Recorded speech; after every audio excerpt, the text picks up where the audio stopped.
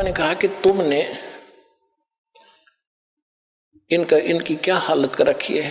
परमात्मा ने कहा कि तू, ये तेरे भाई बहन है सारे, और निकम्मे तेरे पर विश्वास करके आ गए तेरे साथ, तो ऐसा जुल्म। तो इसने क्या कर रखा है, वहां ठगता है आपको।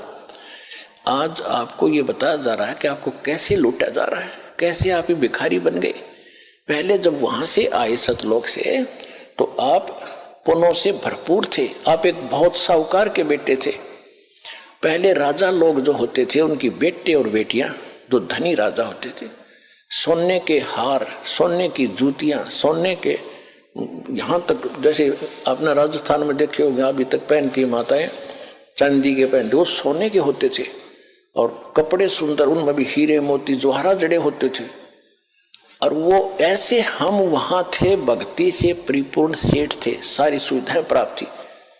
अब हम आगे उन सारे आभूषणों समेत, यानी सारी भक्ति समेत इसका साथ भाग्य, जैसे एक अमीर सेठ की लड़की उन्हीं के एक नौकर के साथ भाग गई, हमारे साथ वो बनी हुई है। अब ये उस भागने से पहले उनके जो चल रहा था विचार विमर्श, उनका पता माँ बाप को लग गया।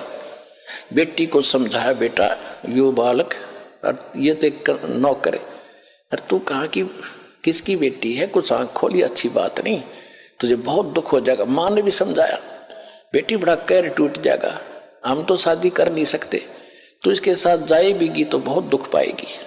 समझा दिया, हाँ माँ को नहीं जाऊंगी, नहीं जाऊंगी, ऊपर से तैसे करगी और पीछे से सारा आभूषण लेकर भागी।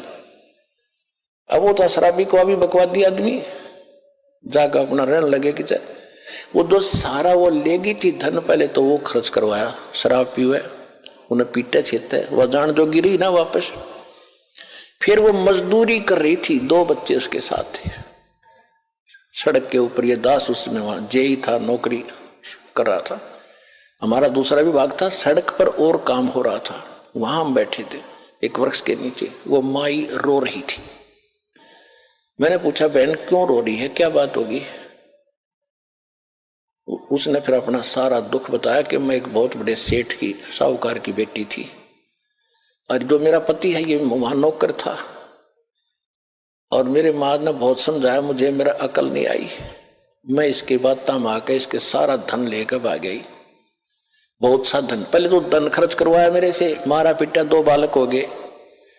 अब भी शराब पीता है मुझे, मैं नौकरी या मजदूरी करती हूँ, जाते इनको छीन लेगा। टाइम पर टूक भी नहीं है, रो रही अपने कर्मों को।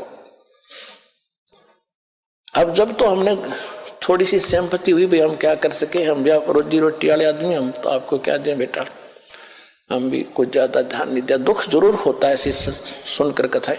तो अब मालिक का ज्ञान होने के बाद अब पता चला हमारे साथ ऐसा बना। अब ये हमें लूट रहा है, सता रहा है, हमारी ब्रेन माटी कर रहा है, मजदूरी करो, लाओ कमा कर मैं खाऊंगा। कैसे?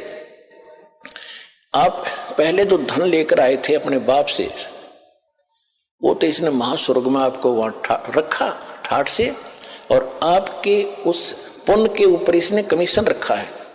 होटल बना रखा है अपनी, वहां बनो खूब बढ़िया साजबाज, किसी में 25% कमीशन देता है, और पैसे जो वहां खाने पीने के ठाठ हैं, विमान है, वो आपकी पूंजी खर्च होती है। जब वो पूंजी समाप्त हो जाती, आपको पृथ्वी पर पटकता है कि फिर पुण्य कमाओ, फिर पुण्य कमाओ, फिर कहां स्वर्ग में आओ, वहां खत्म करो, फिर पाप भी साथ बनते हैं, यहां पर नरक में भी जाओ, जैसा करोगे वैसा ही फल मिलेगा, यहां कोई परिवर्तन नहीं है। अब परमात्मा ने आके बताया, होय होय, परमात्मा ने कहा, रे जालिम, ये जुल्म कर रखा है तेने, हैंड टू माउथ कर दिए कि सेठ के बेटी बेटा बेटी थे, और तेने के जुल्म कर रखा है, इनसे मजदूरी कराता है, मौज तू मार रहा है, तेरे देवता मार रहे हैं, ब्रह्मा विष्णु महेश क्या है, ये भी आप कमाई कराते हैं तुमसे। इनके लोक में गए, स्वर्ग में तुम्हारी पूंजी पुण्य की खत्म हुई, इनका कमीशन फिक्स्ड है, पैसे तुम्हारे होंगे। सब होटल खोले बैठे यहाँ पर, किस कंगाल देश में, लोक में, 21 ब्रह्मांड के अंदर। फिर वहां से खत्म होते फिर जाओ नीचे, जबरदस्ती फेंक देंगे, एक दिन भी ना रखे। विष्णु अपने घर में, अपने श्लोक में, तुम कितना प्यारा लगता हो तुम्हें, कौन खत्म हुई, पल भाग यहां से, कौन रोक का बीमारी ने। तो तुम कहां उठोगे, उस अपने पिता के घर पर जाके, वहां फिर कोई नहीं आपको भगाएगा, सीने से लगाएगा, सारे सुख देगा, उस सतलोक चलो।